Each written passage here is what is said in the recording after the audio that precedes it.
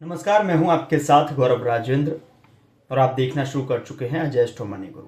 चलिए शो की शुरुआत करते हैं। भारतीय कपड़ा निर्यातक यूरोप की ओर रुख कर रहे हैं। अमेरिकी टैरिफ की भरपाई के लिए छूट की पेशकश कर रहे हैं। तो वहीं आपको बता दें कि उद्योग के अधिकारियों ने बताया कि भारतीय कपड़ा निर्यातक यूरोप में नए खरीदार तलाश रहे हैं और मौजूदा अमेरिकी ग्राहकों को 50% तक भारी अमेरिकी टैरिफ से होने वाले नुकसान से बचाने के लिए छूट की पेशकश कर रहे हैं। दरअसल आपको बता दें कि राष्ट्रपति डोनाल्ड ट्रंप ने अगस्त में भारतीय आयातों पर टैरिफ दोगुना कर दिया, जिससे यह किसी भी व्यापारी साझेदारी के लिए सबसे ज़्यादा टैरिफ में से एक बन गया है और इसका असर कपड़ों, आभूषणों से लेकर झींगा तक सभी वस्तुओं और उत्पादों पर पड़ा। राष्ट्रपति डोनाल्ड ट्रंप ने अगस्त में भारतीय आयातों पर टैरिफ दोगुना कर दिया, जिससे यह किसी भी व्यापारिक साझेदार के लिए सबसे ज़्यादा टैरिफ में से एक बन गया और इसका असर कपड़ों और आभूषणों से लेकर झींगा तक सभी वस्तुओं और उत्पादों पर पड़ा।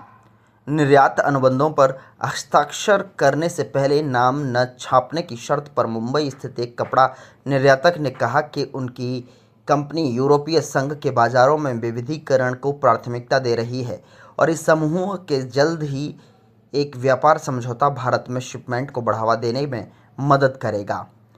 भारत और यूरोपीय संघ के बीच व्यापार वार्ता निर्णायक चरण में प्रवेश कर गई है, क्योंकि उनकी टीम मुक्त व्यापार समझौते पर हस्ताक्षर करने के वर्ष के अंत के लक्ष्य को पूरा करने के लिए गहनता से काम कर रही है।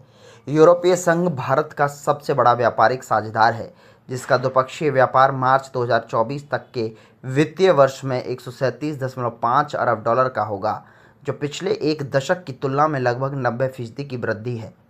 कपड़ा निर्यातकों ने कहा कि भारतीय निर्यातक रसायनों, उत्पाद लेबलिंग और नैतिक सोर्सिंग पर यूरोपीय संघ के कड़े मानकों को पूरा करने के लिए प्रयास तेज कर रहे हैं। वस्त्र निर्माता संघ का मुख्य संरक्षक बताया गया। निर्यातक इन मानकों को पूरा करने के लिए उत्पादन सुविधाओं का उन्नयन कर रहे हैं। मेहता ने आगे कहा, 25 तक के वित्तीय वर्ष में संयुक्त राज्य अमेरिका भारत का सबसे बड़ा कपड़ा और परिधान बाजार था, जिसका लगभग 38 अरब डॉलर के कुल निर्यात का लगभग 29% हिस्सा था। मुंबई स्थित क्रिएटिव ग्रुप के अध्यक्ष विजय कुमार अग्रवाल, जिनके कुल निर्यात का 89% हिस्सा अमेरिकी निर्यात से आता है, उन्होंने कहा कि कुछ निर्यातकों ने अमेरिकी ग्राहकों को बनाए रखने के लिए छूट देना शुरू कर दिया है। अग्रवाल ने कहा कि अगर अमेरिकी टैरिफ इसी तरह बढ़ते रहे तो कंपनी अपने 15,000 कर्मचारियों में से 6,000 से 7,000 कर्मचारियों को खो सकती है और 6 महीने बाद उत्पादन को ओमान या पड़ोसी बांग्लादेश में स्थानांतरित करने पर विचार कर सकती है।